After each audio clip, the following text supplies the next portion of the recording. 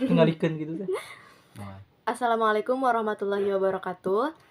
Sebelumnya perkenalkan, nama saya Nabila Susan Parwati, mahasiswi dari Universitas Darul Ma'arif, kelas PGSD 2A. Di sini saya akan memenuhi tugas mata kuliah filsafat dengan mewawancarai salah satu mahasiswa dari kampus lain. Silakan berkenalan. Perkenalkan, nama saya Agus Nur Kawapi. Saya dari Universitas Majalengka. Langsung saja ya. Apa kendala ketika kuliah daring? Untuk kendala itu sendiri mungkin lebih ke sinyal ya di daring itu. Sinyal, kemudian juga dari penjelasan dosen yang kurang lebihnya itu agak sulit dipahami. Kemudian juga dari kitanya sulit fokus gitu kalau di luar kampus. Mungkin itu sih. Selanjutnya, apakah ada jenis perkuliahan daring yang dapat meningkatkan pemahaman kamu? Untuk jenis perkuliahan daring ya, perkuliahan daring meningkatkan pemahaman mungkin dari Zoom juga bagus. Zoom itu bagus.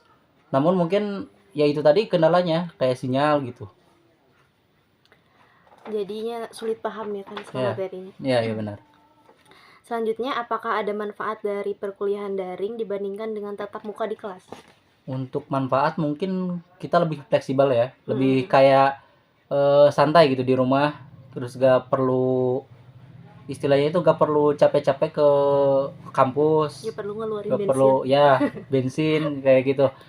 Kalau di saya itu kan lagi harus naik tangga 3 lantai lah, 3 lantai lagi kan. Olahraga. Ya itu. Kalau di kalau daring itu kan di rumah, nyantai lah gitu. Oke. Selanjutnya, apakah kamu tahu apa itu e-course? E-course ya. Untuk e-course sedikit banyaknya saya tahu. Kayak e-course itu kayak pembelajaran yang dilakukan dengan media elektronik kayak gitu sih. Oke. Menurut kamu, apakah e-course efektif digunakan dalam perkuliahan? E-course ya, efektif sih. Kalau dari saya ya, karena e-course itu sendiri tidak bisa tidak bisa dilepasin lagi dari kehidupan kita gitu. Jadi semua hal yang saat ini kita lakukan itu emang udah menggunakan media-media digital gitu. Dari mulai kita ngirimin tugas, kemudian dosen mengirimkan informasi, mengirimkan tugas kepada kita juga menggunakan teknologi gitu. Ya, saya rasa efektif. Jika pemaparan materi disediakan dalam bentuk e-course, apakah lebih efektif dibandingkan dengan pemaparan di kelas?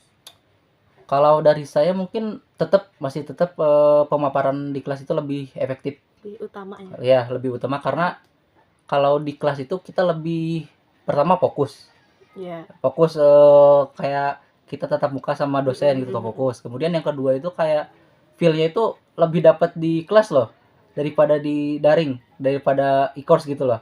Kayak lebih enak di ini aja sih, enak di luring ya? Secara langsung gitu. Kelas ya. Bentuk konten pembelajaran seperti apa yang dapat efektif meningkatkan pemahaman kamu di dalam pembelajaran berbasis e-course? Bentuk konten ya, mungkin video sih, karena video itu kayak komplit gitu, memuat teksnya ada, kadang teks ya, teks ada gitu ya, kayak gitu. Kemudian video juga ada, gambarnya ada gitu, contohnya kadang juga ada gitu. Jadi ya komplit aja kalau video itu. Kapan waktu yang tepat untuk mengakses materi melalui e-course menurut kamu? Apakah saat jam kuliah atau saat waktu senggang atau saat bersama teman gitu? Kalau saya pribadi ya lebih enaknya di waktu senggang. Tepatnya itu jam malam lah, jam 8 gitu. Kayak karena kayak lebih tenang aja gitu. Ngerjain lebih fokus, gak ada yang ngedistract kita buat gak fokus gitu kalau malam-malam gitu. Bentuk informasi seperti apa yang mudah dipahami oleh kamu? Apakah informasi dengan bahasa sederhana, informasi yang disertai contoh, informasi yang disertai contoh dan atau ilustrasi dalam konteks yang pernah Anda dengar? Kalau dari saya mungkin bentuk informasi contoh dan ilustrasi ya, atau ilustrasi. Karena di banyak kasus sesuatu materi yang rumit itu kadang dapat disederhanakan dengan ilustrasi yang emang bahasanya itu bahasa kita sehari-hari gitu. Disederhanakan dengan ilustrasi itu lebih mudah gitu. Lebih relate. Ya, lebih relate, benar. Dari 3 media ini, apa media manakah yang paling membantu Anda dalam memahami informasi? Apakah media gambar, media teks digital, atau media video? Jelas tentunya media video. Karena itu tadi kayak visualnya ada, kemudian audionya ada. Terus kemudian ya lebih enak aja gitu. Udah komplit aja. Apakah kamu pernah dengar istilah blended learning? Pernah sih, kayak blended learning itu kayak pencampuran antara kuliah daring sama luring kayak gitu gak sih? Oh, iya.